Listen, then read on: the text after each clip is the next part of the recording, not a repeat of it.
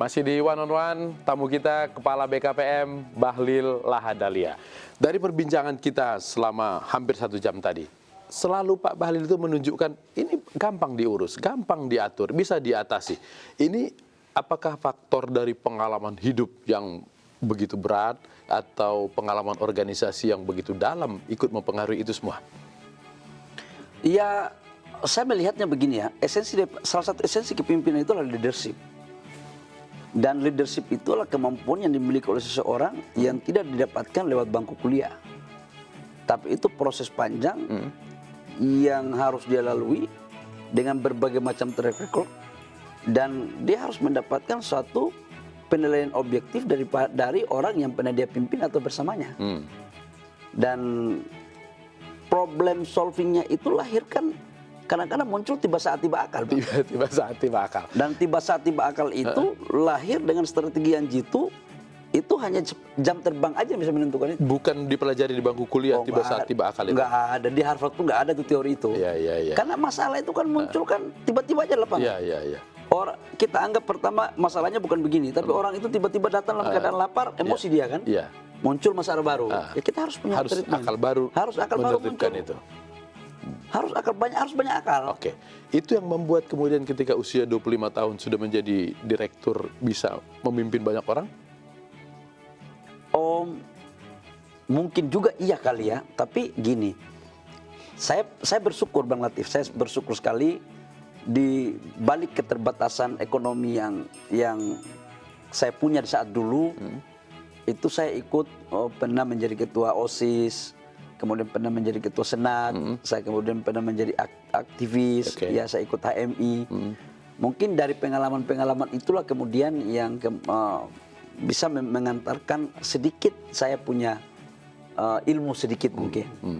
Jadi dan ini waktu saya memimpin di BKPM, ilmu saya di HIPMI, ya waktu saya jadi ketua umum HIPMI pusat. Ilmu saya di HMI, ilmu saya di senat, ilmu saya di OSIS, itu yang saya pakai. Bukan ilmu sekolah, itu malah ya, banyak dari ilmu lapangan ini. Ilmu sekolah di BKPM itu pintar-pintar semua. Kalau hitung-hitung itu kan semua orang pintar aja. Iya. Sekarang itu yang kita butuhkan, itu bukan lagi banyak hitung-hitungan, karena hitung-hitungan pasti banyak yang bisa. Yeah. Tapi bagaimana menyelesaikan yang hitung-hitungan itu? Mengeksekusi untuk menjadi real. Itu. Dan itu eksekutor itu ilmunya beda dengan ilmu kampus tadi. Dia harus punya intuisi. Dia harus punya tahu betul dengan karakter orang yang dihadapi. Dia tahu betul tentang masalah yang ada sekarang dihadapi. Masalah itu kan ada dua. Berhadapan dengan orang dan berhadapan dengan bukan orang. Hantu tadi? Hantu. Kalau ada orang, ada lawannya, kita bisa. Tapi kalau yang tidak, jadi ini kita berkelahi seperti di awan, tapi barang ada. Iya. Oke, baik. Pak Bahlil, tadi Pak Bahlil berulang kali menyatakan keterbatasan ekonomi di masa lalu. Separah apa sih sebetulnya keterbatasan ekonomi yang Pak Bahlil rasakan itu? Nanti kalau biarlah Bang Latif, biar cukup saya merasakan, karena cukuplah saya merasa cukuplah saya yang sakit gitu. Sakit sekali, cukup berat. Bang Latif, saya dulu waktu kuliah itu saya pernah busung lapar. Di masa kuliah? Iya. Saya tinggal di asrama mahasiswa Fakfak di Jayapura. Saya pernah nggak punya beras dan kami hanya makan mangga muda. Jadi setiap pagi. Kondisi perut kosong pagi-pagi makan mangga muda. Jadi pagi-pagi pas bangun ada pohon mangga di sebelah asrama. Yang jatuh itulah kemudian kami makan dengan garam, dengan cabai. Yang penting bisa kenyang aja. Iya. Walhasil 2 orang busung lapar. Satunya meninggal, almarhum Tajuddin saudara saya dari Kaimana. Satunya saya, Allah masih menyayangi saya lah sampai begini.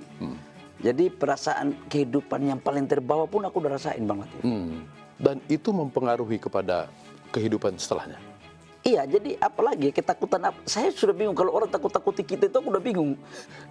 Yang sakit model apalagi yang kita nggak rasain ya? Udah pernah busung lapar itu ya? Udah busung lapar, udah dorong gerobak, udah umur 13 tahun udah hidup di terminal.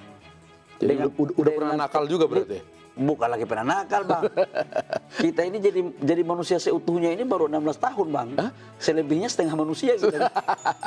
Ya, ketika kemudian menjadi pengusaha, bergabung di HIPMI, kan biasanya anak-anak HIPMI itu anak-anak yang juga bapaknya dulu pengusaha. Iya. Gimana menyesuaikan diri dengan lingkungan itu? Waduh, ada satu cerita ketika saya waktu mau jadi ketua umum HIPMI, calon ketua umum HIPMI. Dalam sejarah ketua umum HIPMI itu kan kalau bukan anak konglomerat, Iya. anak politisi. jenderal, Atau kalau enggak anak politisi, anak menteri. anak menteri. Dalam sejarah HIPMI itu nggak ada yang nggak ada ketua umum HIPMI itu yang anak dari anak konglomerat, nggak ada, gitu kan? Iya, iya. Nah, ketika saya masuk itu banyak cemohan, dianggap bahwa tidak pantas, apalagi waktu itu kan muka saya hitam toh, Iya, sekarang iya. udah agak ganteng dikit, Iya, iya. gitu kan? Waktu itu dari Papua datang udah kurus, hitam, bukan siapa-siapa, masa potret seperti ini harus jadi ketua umum HIPMI? Apalagi awal kuliah kan di kampung, Bang. Iya, iya, iya. Sementara yang saya punya kompetitor itu adalah Bayu. Bayu ini saudara saya yang punya Blue Belt. Ya. Kemudian saudara saya Bagus. Kemudian Pria yang namanya Pak Jan Farid yang mantan sekjen saya. Saya pernah dicemooh. Dia bilang kayak begini nggak pantas. Tapi dalam pandangan saya begini, saya bilang. Kalau saya punya pikiran, cara pikir ya. Oke, kalian punya orang tua, punya oke. Tapi masa depan kita kan belum tentu kalian juga sama dengan orang tua kalian kan. Iya, iya, iya. Tunggu dulu bos, kita main dulu ini barang. Gitu kan. Oke. Kita kompetisi dulu barang ini. Kita main, Munas. Berhasil. Waktu di Bandung, saya hitung ini menang tipis, kalah tipis. Saya buat deadlock. Kita buat deadlock dulu. Ini taktik lapangan Oh, ini main ini. lapangan. Ini nggak ada di Harvard Nggak ada ini. di Harvard. Ini. Oke. Jadi kita buat deadlock. Oke. 1 bulan kemudian baru dilanjutkan ke Bogor. Di Bogor putaran pertama dia dapat 82 suara, saya 81. Tipis. Untuk menang harus 83 suara. Oke. Akhirnya 2 putaran, Bang.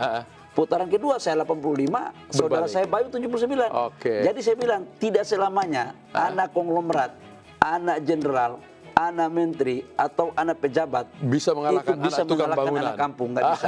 Oke. Karena yang bisa menentukan orang nasib orang itu dia sendiri, Baik. bukan orang lain. Oke, Pak Bahlil, cerita yang menarik. Mudah-mudahan itu bisa menjadi inspirasi banyak orang dan tugas Pak Bahlil dipengaruhi oleh pengalaman hidup yang begitu pahit dan memutus rantai kemiskinan bagi banyak orang. Siap. Terima kasih Pak Makasih Bahlil Bang Lahadalia. Latif, makasih Bang Latif. Baik pemirsa, sampai di sini one on one. Saya Latif Siregar atas nama kerabat kerja yang bertugas mengucapkan terima kasih. Selamat malam.